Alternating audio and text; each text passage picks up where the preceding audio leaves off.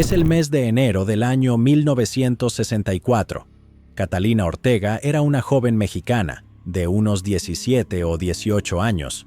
Era pequeña, medía aproximadamente 1,57 metros. Tenía el cabello negro y la piel de un tono marrón bronceado. Al ver su rostro, uno podría decir que era una joven hermosa, vivaz, con un aire de hada. Catalina tenía facciones delicadas, una nariz pequeña y una sonrisa traviesa pero deslumbrante. Sin embargo, había algo inquietante en ella. Aunque apenas estaba entrando a la adultez, en ciertos aspectos parecía mucho más joven de lo que era, casi como una niña que aún no entraba en la pubertad. Esto se debía a que era extremadamente delgada y estaba desnutrida. Pero eso no era lo único preocupante sobre Catalina Ortega. Estaba sucia, no se había bañado en semanas, vestía los harapos desgastados de una vieja bata de dormir y no tenía acceso a otra ropa. Cuando despertó en su cama, estaba empapada en una capa de sudor frío, sufriendo el síndrome de abstinencia de heroína, sustancia que le era inyectada por la fuerza de forma regular. Los ojos de Catalina estaban vidriosos y apagados, pero aún así se sentía dominada por el miedo. También pensaba que tal vez estaba gravemente enferma. No sabía si había contraído una enfermedad venérea. Catalina Ortega se levantó de la cama y cruzó la habitación en la que había estado prisionera junto con varias otras mujeres. Desorientada por las dosis de heroína, no tenía idea de qué hora era, ni qué día. Todo lo que sabía era que estaba oscuro. Debía ser de noche. Había perdido la cuenta de cuántas veces hombres, clientes que pagaban al burdel donde estaba cautiva, habían entrado a esa habitación para violarla. Catalina era una víctima de trata sexual. Como millones de otras jóvenes en el mundo, fue atraída al burdel con promesas de trabajo legítimo solo para ser golpeada, privada de alimento, drogada y obligada a atender a los clientes sin recibir un solo pago. Pero no solo eso, Catalina era prisionera del equipo de asesinos seriales más prolífico del mundo. Había presenciado algunos de los asesinatos con sus propios ojos, y Catalina sabía que, si no lograba escapar de alguna manera, un día correría la misma suerte. Catalina se había vuelto delgada y frágil durante su cautiverio, pesaba no más de 38 kilogramos. Su piel se adhería con una rigidez enfermiza a sus huesos, dejando ver claramente cada uno de ellos, especialmente las costillas. En una esquina de su pequeña y miserable habitación había un agujero, una abertura que se había formado en los paneles de madera tras casi 10 años de desgaste. No tenía más de 30 centímetros de diámetro, no lo suficientemente grande para que una persona promedio pudiera pasar. Pero gracias a las semanas de desnutrición y privación que había soportado, Catalina se tumbó boca abajo y logró deslizarse, arrastrándose sobre la gravilla del suelo hasta llegar al otro lado de la pared. Catalina no se puso de pie. Se mantuvo agachada y escuchó con atención, buscando cualquier sonido, cualquier señal de movimiento, algún grito de alarma. Nada. Solo silencio. Con temor y poca noción de su entorno, Catalina sabía que debía alejarse de la casa, alejarse de cualquier fuente de luz proveniente de las lámparas hacia la oscuridad. Descalza, Catalina corrió por un sendero de grava, luego se internó entre los arbustos y más adelante llegó a un campo abierto y completamente negro. Permaneciendo en silencio, comenzó a avanzar lentamente, sin poder ver muy lejos y procurando no tropezar ni hacerse daño. Cada tanto se detenía a escuchar, atenta a cualquier sonido de persecución. Sus brutales captores contaban con alrededor de media docena de hombres trabajando en el burdel, quienes actuaban como secuaces, conductores, porteros, cantineros, ejecutores y torturadores. En ocasiones, esos mismos secuaces asesinaban a algunas de las muchachas y, sin falta, ellos eran los encargados de enterrar los cuerpos. El grupo estaba dirigido por un hombre particularmente sádico y cruel, un ex capitán del ejército conocido como el Águila Negra. Una vez que los hombres notaran la fuga de Catalina, peinarían el campo para encontrarla y llevarla de vuelta, momento en el cual sería asesinada de inmediato y enterrada en una fosa sin nombre dentro del terreno del burdel. Los métodos de ejecución eran variados. A veces, simplemente le disparaban a la mujer por la espalda. Otras, era encerrada en una habitación durante días sin comida ni agua hasta que moría.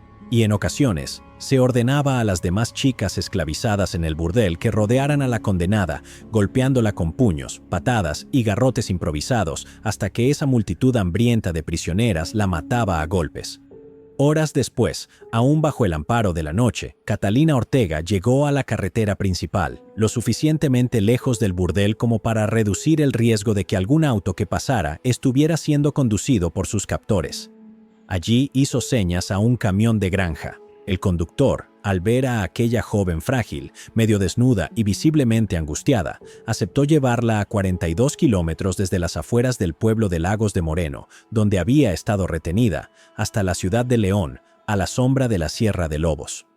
El trayecto duró aproximadamente media hora.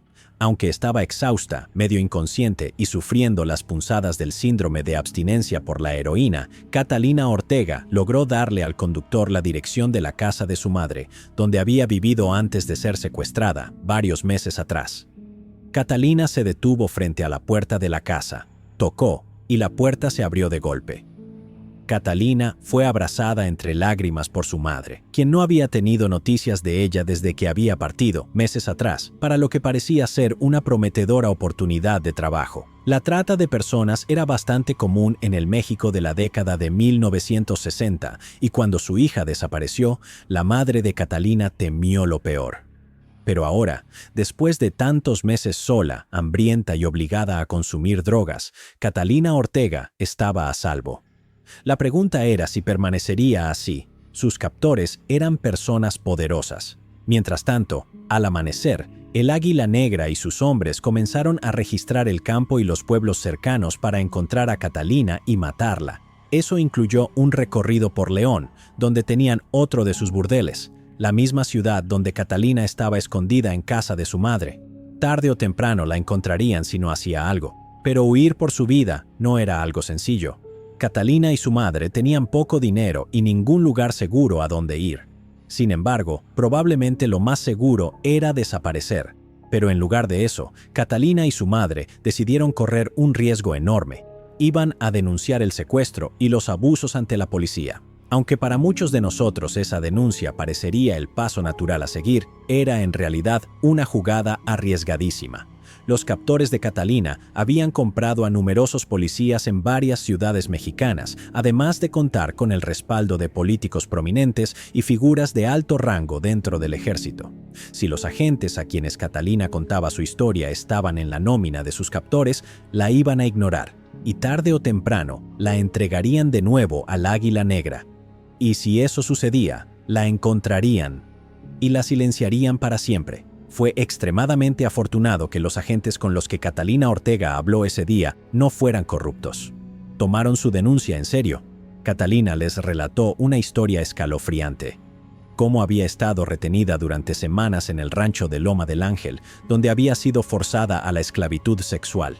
Contó cómo fue atraída con promesas de trabajo como empleada doméstica, solo para ser despojada de su ropa y rociada con agua helada al llegar. Fue golpeada e intimidada hasta que accedió a tener relaciones sexuales con decenas de hombres que llegaban al rancho. Las chicas que no obedecían eran privadas de comida, azotadas o forzadas a arrodillarse con 2 ladrillos pesados en cada mano durante horas.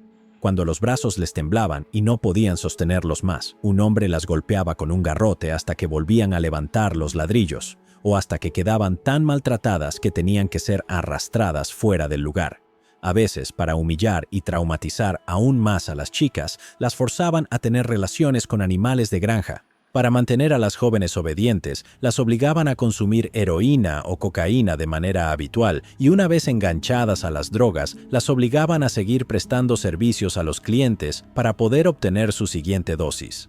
Las mantenían encerradas, sin permitirles salir, y rara vez veían la luz del sol. Si una de ellas contraía una enfermedad de transmisión sexual, continuaba trabajando hasta que su salud empeoraba tanto que ya no podía servir. Entonces desaparecía.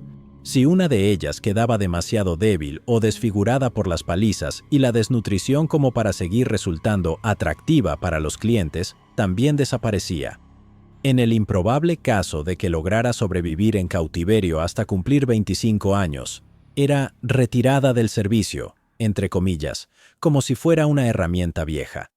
Si una chica quedaba embarazada por algún cliente, era obligada a someterse a un aborto clandestino. Si se enfermaba por el procedimiento, la retiraban de las instalaciones. En las raras ocasiones en que una de ellas lograba llevar el embarazo a término y dar a luz, le quitaban al bebé y al día siguiente ya la ponían a trabajar de nuevo. Estas jóvenes eran consideradas mercancía descartable para sus captores. Siempre había una nueva víctima secuestrada para reemplazarlas. Catalina Ortega contó a la policía que, al momento de su fuga, había aproximadamente una docena de chicas entre 12 y 18 años aún cautivas en el rancho de Loma del Ángel. Y, para su crédito, los agentes actuaron de inmediato. Primero, con base en el testimonio de Catalina, se emitió una orden de arresto contra los propietarios del supuesto burdel. Segundo, debido a la existencia de causa probable de que más estuvieran en peligro, obtuvieron una orden de cateo para ingresar a Loma del Ángel. Tercero, arrestaron a una pariente de los dueños, Josefina Gutiérrez, una proxeneta local implicada en un intento de secuestro de una joven. Durante el interrogatorio, Josefina confesó que Loma del Ángel era el epicentro de una red de trata de personas. El 14 de enero de 1964, la policía realizó la redada, pero no lo hizo en secreto. Llevaron consigo a un grupo de reporteros, fotógrafos y una multitud de vecinos furiosos que habían sido alertados sobre lo que estaba por suceder. Esta fue una estrategia inteligente por parte de los agentes. Hacer pública la operación para que no pudiera ser encubierta por colegas corruptos o por algún juez vendido.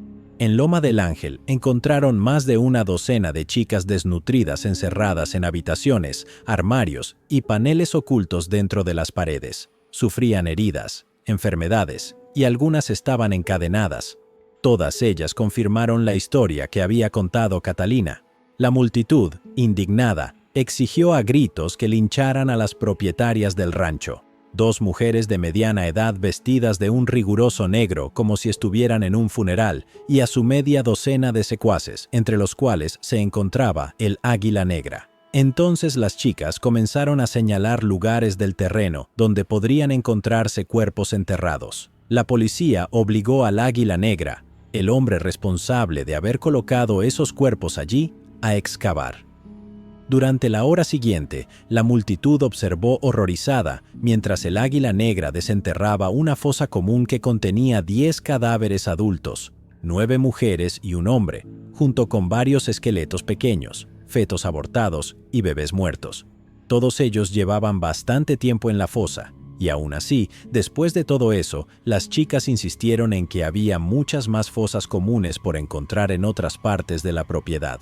Las dos dueñas de Loma de Ángel, mujeres de mediana edad vestidas de negro, comenzaron a gritar con furia y desafío que todo aquello eran mentiras. En respuesta, la multitud enfurecida comenzó a lanzarles insultos. El ambiente se volvió peligrosamente tenso. Las mujeres, que parecían maternales e inofensivas, fueron arrestadas y llevadas a declarar. La policía quedaría horrorizada al descubrir la magnitud completa de sus crímenes. Las hermanas González nacieron en la pobreza, en el pueblo de El Salto de Juanacatlán, en el estado mexicano de Jalisco, entre los años 1914 y 1924. El país había atravesado una enorme guerra civil y en la década de 1920 aún sufría los estragos de la violencia entre revolucionarios y contrarrevolucionarios, los abusos de caudillos militares y el caos constante provocado por funcionarios corruptos y elecciones amañadas. Las personas comunes, que nunca habían tenido mucho, luchaban por sobrevivir. La vida no valía nada, y muchas personas dejaron de lado sus escrúpulos e hicieron lo que fuera necesario para sobrevivir. Aunque solo 2 de ellas fueron arrestadas durante la redada del 14 de enero de 1964, en realidad fueron 4 las hermanas González que más tarde se dedicarían por completo a una vida delictiva. La mayor, nacida en 1912, se llamaba Delfina, apodada La Tirana. La segunda, nacida en 1918, Carmen, apodada La Mujerzuela. La tercera, nacida en 1920, Luisa, conocida como la de las piernas largas. Y la menor, nacida en 1924, María de Jesús, a quien apodaban Chuy. Su padre era Isidro Torres González, quien, Cuando nació Delfina en 1912, trabajaba como jornalero en una gran hacienda agrícola. A principios de la década de 1920, Isidro fue reclutado para formar parte de la Defensa Rural. Esta era una fuerza policial formada exclusivamente por campesinos, creada para combatir a los ejércitos privados financiados por los ciudadanos más ricos de México. La policía rural también ayudaba a sofocar las rebeliones campesinas. La Defensa Rural actuó como una especie de policía de carreteras en los pueblos y zonas rurales. Según todos los testimonios, Isidro era un alcohólico violento y tenía fama de abusar de su autoridad como agente de policía. Montaba a caballo por el pueblo durante sus patrullajes, lanzando amenazas e insultos a los transeúntes.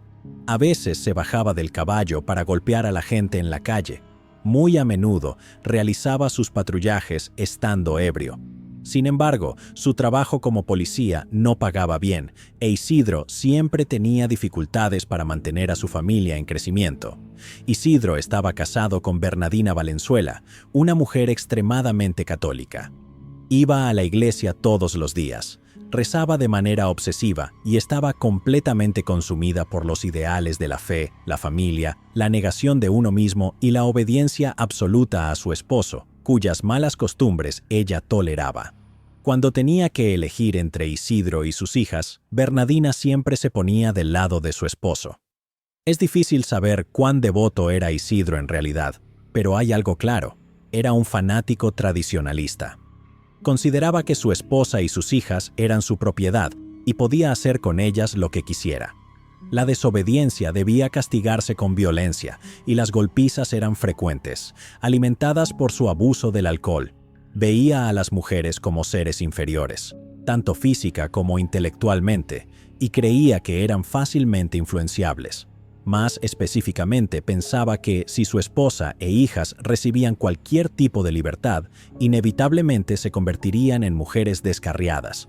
Por eso, las hermanas González fueron mantenidas bajo encierro. A medida que crecían, Isidro se aseguraba de controlar y corregir a sus hijas. Si las encontraba usando ropa que consideraba demasiado reveladora o maquillaje excesivo que, según él, las hacía parecer prostitutas, las golpeaba y las encerraba en sus habitaciones. Bernardina, por su parte, avergonzaba sexualmente a sus hijas, diciéndoles que rezaran y pidieran perdón por sus bajos impulsos y su naturaleza pecaminosa. No es necesario ser un psicólogo infantil para entender que las hermanas González resentían esta crianza represiva y abusiva. Las hermanas González nunca fueron examinadas ni diagnosticadas psicológicamente, por lo que es difícil determinar si presentaban trastornos mentales como psicopatía o una incapacidad para sentir empatía por los demás, lo que podría explicar su comportamiento cruel. Aunque las 4 hermanas González crecieron para convertirse en sádicas sedientas de sangre, es muy poco probable que las 4 hayan nacido como psicópatas, si es que algo así existe, ya que no ha sido probado. Las probabilidades de algo así, incluso viniendo de los mismos 2 padres, son mínimas. Las probabilidades serían de 1 en 100 millones. En cambio, es probable que las mentes de las hermanas González fueran deformadas durante su infancia debido a un abuso constante y un ambiente empobrecido en uno de los momentos más turbulentos de la historia de México. En otras palabras, crianza en lugar de genética. Sorpresa, sorpresa, una vez más presentamos a un grupo de asesinos creados por el abuso infantil.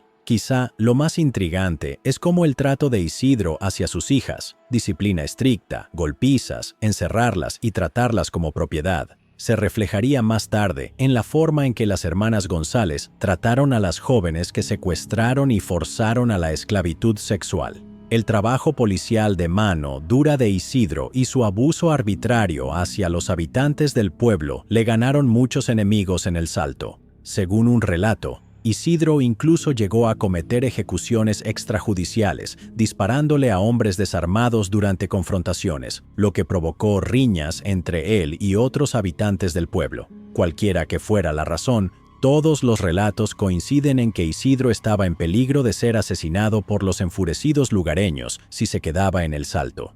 Así que Isidro González trasladó a su familia a 175 kilómetros, al pueblo de San Francisco del Rincón, conocido como San Pancho, en el estado de Guanajuato. Una vez allí, Isidro se inscribió nuevamente en la Fuerza de Defensa Rural y se convirtió en el alguacil de facto de San Pancho. En 1931, Carmen González, que entonces tenía solo 13, conoció a un hombre de unos veintitantos años llamado Luis Jasso. Se escaparon juntos con la intención de casarse. Isidro rastreó a su hija, la golpeó hasta dejarla cubierta de moretones y la arrastró de regreso a San Pancho, donde encerró a Carmen en la cárcel. Unas horas más tarde, ese mismo día, a Isidro se le ordenó arrestar a un hombre llamado Félix Ornelas. Ornelas se resistió al arresto, y en el forcejeo, Isidro le disparó y lo mató. Sin embargo, Ornelas tenía aliados poderosos, por lo que Isidro tuvo que huir del pueblo y esconderse.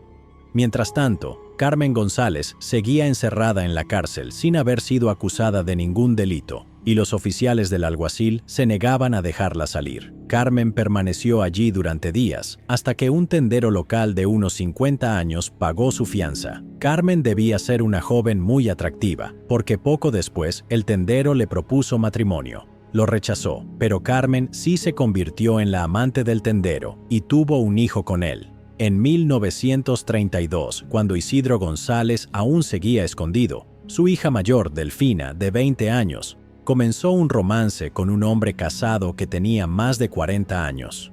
Cuando Isidro regresó a casa después de su exilio de 14 meses, se enteró del romance y se enfureció tanto que casi mató a golpes a Delfina. Testigos afirman que le lesionó el cuello hasta casi dejarla paralizada. Como resultado, Delfina quedó en cama durante varios días. Tras recuperarse, su padre volvió a encerrarla bajo llave. Pero el reinado de terror de Isidro estaba por terminar.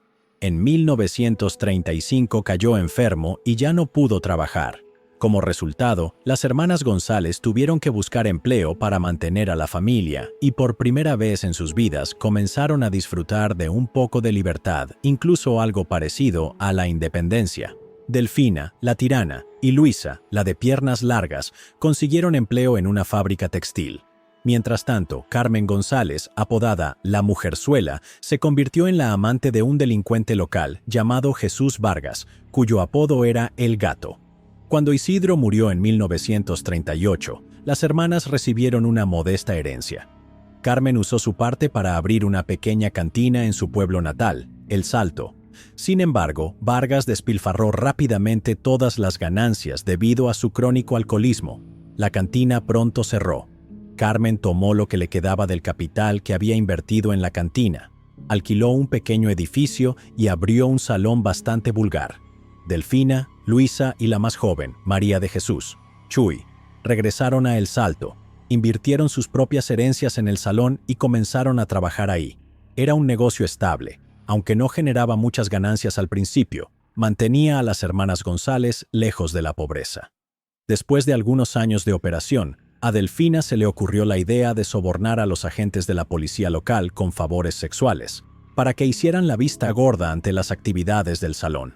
Esto permitió que las hermanas González mantuvieran el lugar abierto toda la noche y comenzaran a ofrecer juegos de apuestas y, eventualmente, prostitución en el bar. Esta última actividad resultó ser particularmente lucrativa.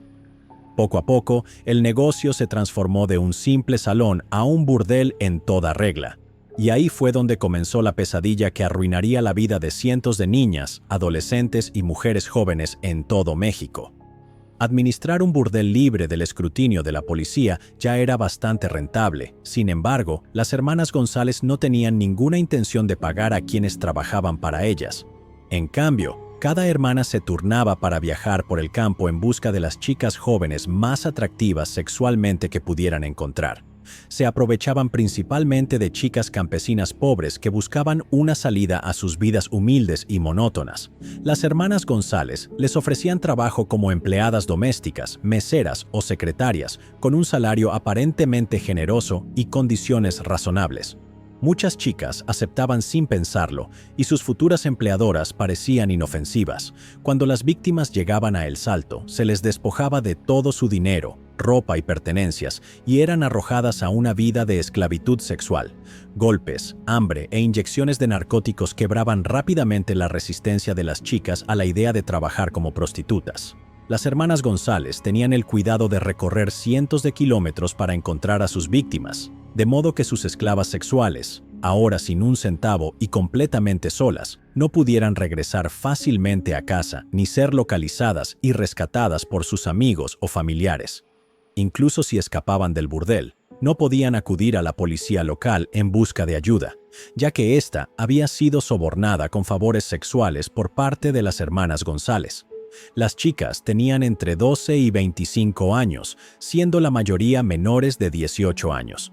Las de más edad no sobrevivían mucho tiempo, y las más jóvenes eran más fáciles de intimidar y manipular, mientras que la mayoría de las chicas simplemente eran ofrecidas a clientes comunes del burdel. Aquellas que eran secuestradas aún siendo vírgenes eran ofrecidas a hombres adinerados, personas influyentes y figuras políticas por un precio más elevado.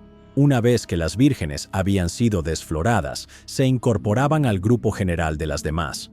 Ocasionalmente, si llegaba algún hombre de fuera del pueblo con mucho dinero, pero sin ninguna importancia política o autoridad, las hermanas González decidían robarlo y asesinarlo, en lugar de permitirle frecuentar el burdel. Entonces, ese desafortunado visitante simplemente desaparecía. Como las hermanas González no les pagaban a las chicas, comenzaron a amasar dinero a manos llenas. El único gasto era la comida de las muchachas, la cual era de muy mala calidad y nunca en abundancia. Si tenían suerte, recibían un par de tortillas y un plato de frijoles al día. Si alguna chica moría de hambre, simplemente era reemplazada con facilidad. Las ganancias permitieron que las hermanas González comenzaran a establecer sucursales. A partir de 1946, comenzaron a expandir su marca particular de crueldad por todo México. Compraron un bar en el pueblo de San Juan de los Lagos, a 78 kilómetros al sur de El Salto, para transformarlo en otro burdel. El propietario anterior del bar era un hombre abiertamente homosexual llamado El Poquianchi, que se traduce aproximadamente como El Bajito. El apodo fue heredado por las hermanas González y ellas llegaron a ser conocidas como las Poquianchis. Siempre despreciaron ese apodo, tanto por sus connotaciones físicas, pues con el paso del tiempo se convirtieron en mujeres bajas y rechonchas, como por la relación que tenía el nombre con un hombre homosexual en la sociedad mexicana de mediados del siglo XX. Las hermanas González, que no eran grandes admiradoras de las personas en general, sentían un especial desprecio por los homosexuales, posiblemente debido a su crianza católica. Nadie se hubiera atrevido a llamarlas las Poquianchis en la cara sin temer represalias. Hablando de apodos poco halagadores, Carmen, la mujerzuela González, permaneció al mando de su antiguo salón en El Salto y también del segundo local cercano, en San Juan de los Lagos, en el estado de Jalisco. Mientras tanto, Delfina, la Tirana y María Chuy González regresaron a su antiguo territorio en el pueblo de San Pancho, en el estado de Guanajuato, donde establecieron otro burdel. Poco después abrieron un nuevo prostíbulo en Purísima del Rincón, a tan solo 20 kilómetros al sur, y otro más en la ciudad de León, a 22 kilómetros al norte. El burdel de León, llamado El Barco de Oro, era menos discreto con sus miembros VIP, pero altamente rentable debido al constante flujo de clientes. Ese trío de burdeles era administrado por Delfina y Chuy. Cuando Carmen González murió de cáncer en 1949, Delfina y Chuy asumieron la gestión de los establecimientos en Jalisco en 1954. Delfina expandió el negocio para incluir un burdel más en Lagos de Moreno, al que llamó Guadalajara de Noche. Además de ser un prostíbulo, Delfina también alquilaba habitaciones para que parejas pudieran llevar a cabo sus encuentros ilícitos.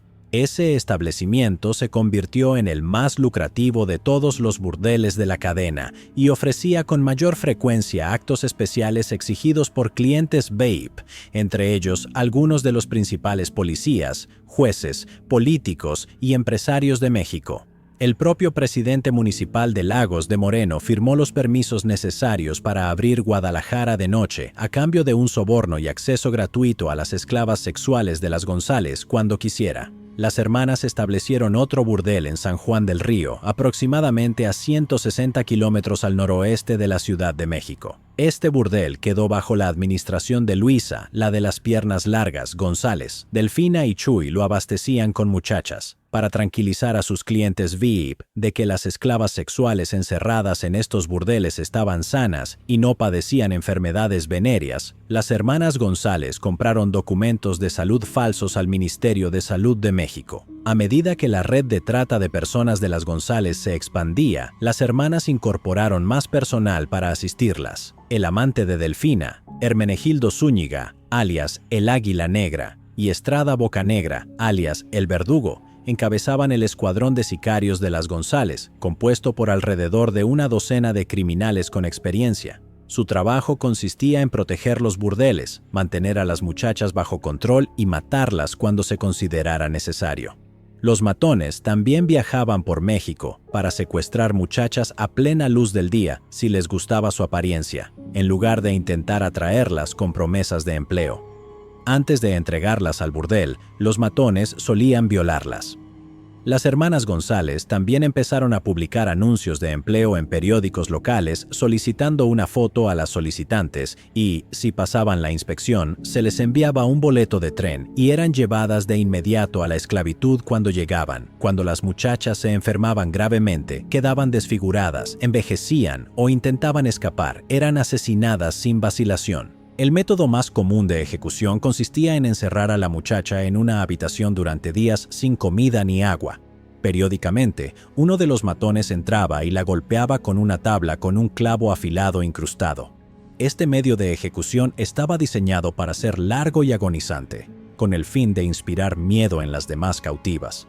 Una vez que la muchacha estaba al borde de la muerte, era sacada, arrojada a una zanja y enterrada viva. Otras eran asesinadas prendiéndoles fuego, arrojándolas desde el techo, obligando a sus compañeras cautivas a golpearlas hasta la muerte, disparándoles o destrozándoles la cabeza con un objeto contundente. Los embarazos eran frecuentes en los burdeles, y los abortos rudimentarios eran obligatorios. La tasa de supervivencia no era buena. Como resultado, varias muchachas intentaban ocultar su embarazo. Cuando daban a luz, el bebé era asesinado inmediatamente y arrojado a una fosa poco profunda. Solo un bebé habría sido la excepción a esta regla. Supuestamente fue vendido a un adinerado especialista que quería experimentar con el recién nacido. Cuando el hijo de Delfina, Ramón Torres, alcanzó la mayoría de edad, se unió al negocio familiar y participó junto a los otros matones en sus macabras actividades. La vida de una esclava sexual podía ser desechada sin miramientos, porque entre 1946 y 1964, las hermanas González secuestraban a tal cantidad de niñas y jovencitas en todo México que una cautiva asesinada era reemplazada de inmediato. Las hermanas podían operar a ese volumen porque las autoridades hacían la vista gorda ante los reportes de desapariciones. Para lidiar con el excedente de esclavas sexuales, las hermanas González compraron un rancho en Loma del Ángel, en las afueras de Lagos de Moreno. Según declaraciones de testigos, transformaron el rancho en un campo de concentración rodeado de alambre de púas, donde enterraban los cuerpos de las víctimas asesinadas. Las muchachas sobrantes también eran vendidas en ocasiones a otros tratantes de personas por el equivalente a unos $800 actuales. Además de sus sicarios varones, las hermanas González también contaban con la ayuda de 6 antiguas esclavas sexuales que, al envejecer, se convirtieron en madamas, vigilantes y torturadoras a cambio de conservar sus vidas. Estas mujeres mantenían a raya a las chicas y, si no obedecían, las arrastraban del cabello por el burdel, las encerraban en una habitación y las golpeaban hasta la inconsciencia. Una de estas ex-esclavas convertidas en torturadora se llamaba Esther Muñoz, conocida como la Gran Proxeneta, quien parecía ser particularmente depravada y sádica y disfrutaba matando a golpes a las jóvenes. Su método favorito de ejecución, según reportes, era aplastarles el cráneo con una cadena gruesa con candado. También hubo acusaciones de que la carne de las chicas asesinadas recientemente se vendía en mercados locales por 3 pesos el kilo, pero esto parece ser solo una leyenda popular, al igual que las versiones que afirmaban que las hermanas González practicaban ritos satánicos. En total, se estima que las hermanas González participaron en el secuestro, tortura y asesinato de al menos 80 niñas y adolescentes durante el tiempo en que operaron su red de trata de personas. Además, robaron y asesinaron a 11 clientes varones que llegaron al burdel con demasiado dinero en efectivo y los enterraron en las mismas fosas comunes. Esto eleva el conteo mínimo de víctimas a 91 personas. Además de eso, las autoridades exhumaron los diminutos esqueletos de docenas de fetos y recién nacidos. Y nuevamente, en el año 2002, excavaciones en el rancho de Loma del Ángel descubrieron otra fosa común con 20 esqueletos adicionales, fechados por carbono y atribuidos a las hermanas González.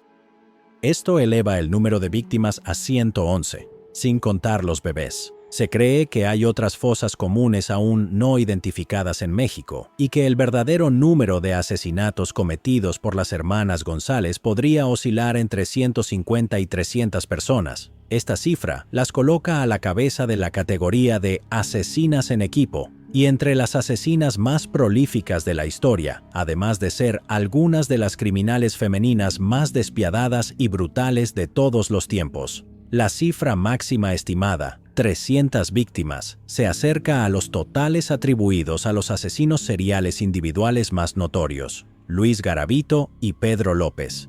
En 1963, el hijo de Delfina, Ramón Torres, también conocido como El Tepo, estaba bebiendo y jugando a las cartas con unos policías en el burdel Guadalajara de noche, en Lagos de Moreno, una noche cualquiera. Este nivel de camaradería no era raro, considerando que la policía local en Lagos no era más que un grupo de matones que estaban completamente en el bolsillo de las hermanas González. Esa noche, los policías también hicieron uso de los servicios de las esclavas sexuales. Sin embargo, cuando se sentaron a jugar al póker, el Tepo se frustró tras perder varias manos y comenzó a hacer trampa. Los oficiales lo sorprendieron y lo confrontaron. Las tensiones escalaron, intercambiando insultos entre ambas partes. La situación se agravó por el hecho de que todos los presentes estaban completamente ebrios. Estalló una pelea y el Tepo fue asesinado a tiros por los agentes. Luego, la policía cerró Guadalajara de noche, alegando prostitución ilegal en el lugar, a pesar de que ellos mismos acababan de tener relaciones sexuales con esas mismas prostitutas. Delfina, la tirana, quedó furiosa por la muerte de su hijo. Juró venganza y ordenó a su amante y sicario, el Águila Negra, que rastreara a los oficiales responsables y los matara. Durante las siguientes semanas, el Águila y sus hombres localizaron a cada uno de los policías y los asesinaron, ya fuera a plena luz del día o en sus casas y escondites fuera de la ciudad, en una serie de crímenes públicos espeluznantes. Tal era el poder de las hermanas González en 1963 que no fueron procesadas por las autoridades ni siquiera interrogadas por esa serie de asesinatos de policías. En cambio, el Poder Judicial barrió silenciosamente los sangrientos incidentes bajo la alfombra, como si nada hubiese pasado. Y si a las autoridades no les importaban ni los policías muertos, ¿qué esperanza podían tener las esclavas sexuales de las González? Mientras tanto, Guadalajara de noche fue reabierto sin dificultad ni demora. El año 1963 marcó el punto más alto del imperio criminal de las hermanas González. Se habían vuelto extremadamente ricas, bien conectadas y temidas en todo México, pero también habían generado un enorme resentimiento entre el pueblo. Docenas y docenas de las muchachas más hermosas eran arrancadas de sus pueblos y comunidades para luego ser violadas, torturadas y asesinadas de las formas más brutales. Y como las hermanas González elegían personalmente a sus víctimas por su belleza, literalmente las chicas más bellas del país estaban siendo secuestradas, como si las González fueran vikingas descendiendo sobre la Europa medieval. En un país de venganzas familiares, con cada secuestro, las González se ganaban la enemistad de otra familia extendida. Aunque parecían invencibles, sus métodos para alcanzar el poder generaron muchos enemigos. Estaban sentadas sobre un polvorín de furia popular. Y entonces llegó la huida de Catalina Ortega desde Loma del Ángel, en enero de 1964. Tal era la indiferencia con la que las hermanas González trataban a sus esclavas sexuales que la ausencia de Catalina ni siquiera fue notada hasta la mañana siguiente. Para ese momento, ella ya estaba a salvo, escondida en la casa de su madre, en León. Sin embargo, el Águila Negra fue enviado para intentar encontrarla, dado que las hermanas González habían cometido una larga lista de crímenes de manera descarada. todos ellos ignorados por las autoridades mexicanas. La desaparición de Catalina no fue tratada con gran alarma. Las operaciones en los burdeles de las González continuaron con normalidad. No se hizo un intento real por ocultar a las esclavas sexuales en los distintos locales, ni por esconder ninguna evidencia forense de los numerosos asesinatos. Así que, cuando la policía allanó Loma del Ángel el 14 de enero de 1964, las hermanas González fueron sorprendidas con las manos en la masa. Al día siguiente, se encontraron otros 7 cuerpos enterrados cerca del bar que antiguamente pertenecía a El Poquianchi, en Jalisco. Bajo custodia policial, aún vestidas de negro tras la muerte de El Tepo, Delfina y Chuy no mostraron ningún remordimiento. Delfina, en particular, se mostró desafiante y hablaba con frialdad y naturalidad sobre la esclavitud sexual y los asesinatos. Fumaba, sonreía e insultaba a los oficiales que la interrogaban. Chuy, por su parte, estaba más callada y sombría. Todo indicaba que, si había una psicópata en la familia, esa era Delfina González. Su comportamiento marcaba todas las casillas. Falta total de empatía hacia las víctimas y una confianza exagerada que se percibía claramente. Además, fue Delfina, la tirana, quien ideó todo el esquema de esclavitud sexual desde el inicio. Para 1964, controlaba todos los burdeles en México, menos uno. Carmen, la mujerzuela, estaba muerta. Luisa, la de piernas largas, manejaba solo un burdel en la Ciudad de México. Y la hermana menor, Chuy, jugaba más el rol de compañera leal de Delfina que de socia igualitaria. Durante su interrogatorio, Delfina estaba increíblemente confiada en que saldría libre de los cargos, debido a sus muchas conexiones en el gobierno, el poder judicial y las fuerzas del orden. Cuando se le preguntó qué había pasado con los hombres ricos que habían desaparecido en sus burdeles a lo largo de los años, encogió los hombros y dijo: «Murieron». Cuando le preguntaron cómo habían muerto, respondió: «La comida no les cayó bien», dando a entender con gusto que los habían envenenado. Sin embargo, 2 días después de su arresto, la dura realidad pareció caerle encima a Delfina y trató de ahorcarse en su celda. Mientras tanto, una enardecida turba se había reunido frente a la cárcel de San Pancho. Muchos de ellos eran familiares de las chicas que habían desaparecido con los años. Las autoridades tuvieron que llamar al ejército para evitar que Delfina y Chuy fueran linchadas por la multitud. Bajo fuerte custodia, las 2 hermanas fueron trasladadas a una prisión más segura en la ciudad de Irapuato. Durante una semana tras el arresto de sus hermanas, Luisa, la de piernas largas, González, estuvo escondida en San Juan del Río, a 155 kilómetros de distancia. A pesar de haber logrado evadir a las autoridades, el nivel de ira pública hacia las hermanas González era tal que Luisa temía ser linchada por una turba si la descubrían. El 21 de enero decidió entregarse a la policía. Fue trasladada a la prisión de Irapuato para reunirse con sus hermanas.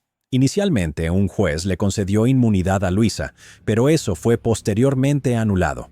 Para gran molestia de las 3 hermanas González, los periódicos comenzaron a referirse a ellas como las Poquianchis, el apodo que despreciaban. El 24 de enero comenzó una serie de arrestos de policías, jueces y funcionarios públicos que habían aceptado sobornos de las hermanas González o que habían participado activamente en sus crímenes. Muchos de esos cargos, sin embargo, fueron descartados posteriormente, en gran parte debido a la corrupción del sistema y las conexiones que tenían esos hombres. Al final, solo unos pocos policías de bajo rango cumplieron condenas en prisión. Tal fue el precio que los guardianes y la élite de México pagaron por traicionar las vidas de más de 100 jóvenes inocentes. En realidad, el número total de víctimas probablemente se acercaba a 300. Más de 20 cómplices de las hermanas González también fueron arrestados, siendo el Águila Negra el más destacado entre ellos. La policía también logró capturar a todos los secuaces del Águila, junto con los cuidadores masculinos de los distintos burdeles, quienes habían violado y maltratado a las chicas, y las exesclavas sexuales convertidas en torturadoras, que habían participado en abusos y en algunos de los asesinatos. También fueron arrestados varios procuradores de prostitutas, secuestradores contratados, traficantes de drogas y un círculo más amplio de personas que ayudaban y facilitaban regularmente las actividades de las hermanas González. Se estima que ese círculo totalizó unas 50 personas, pero menos de la mitad enfrentó cargos y solo una fracción de ellas fue llevada a juicio. Delfina, Chuy y Luisa González fueron acusadas de asesinato, tortura, secuestro, extorsión, soborno, violación, agresión, prostitución infantil, fraude, chantaje, posesión de drogas y un sinfín de otros delitos. Durante el juicio, docenas de esclavas sexuales liberadas relataron en detalle desgarrador lo que les había sucedido. Mientras las chicas intentaban hablar, sus antiguas torturadoras les gritaban insultos y abusos desde el banquillo. En respuesta, las chicas, sus familiares y simpatizantes desde la galería respondían con más insultos. El juez intentó en vano restablecer el orden, pero generalmente no lo lograba. El juicio duró solo unos días. La abundancia de testigos y la montaña de cadáveres eran demasiado contundentes como para alargar el proceso. Habiendo sido encontradas culpables, Delfina, Chuy y Luisa recibieron la pena máxima posible en ese entonces, 40 años de prisión. Considerando el número estimado de víctimas, eso equivalía apenas a unos pocos meses en prisión por cada víctima. Las hermanas González nunca confesaron abiertamente sus crímenes ni ayudaron a la policía a encontrar las fosas comunes, privando así de cierre a docenas de familias angustiadas y dolidas, cuyas hijas habían sido secuestradas a lo largo de los años. Delfina González fue encarcelada en la prisión de Irapuato durante 4 años y fue ampliamente considerada la mujer más odiada de México.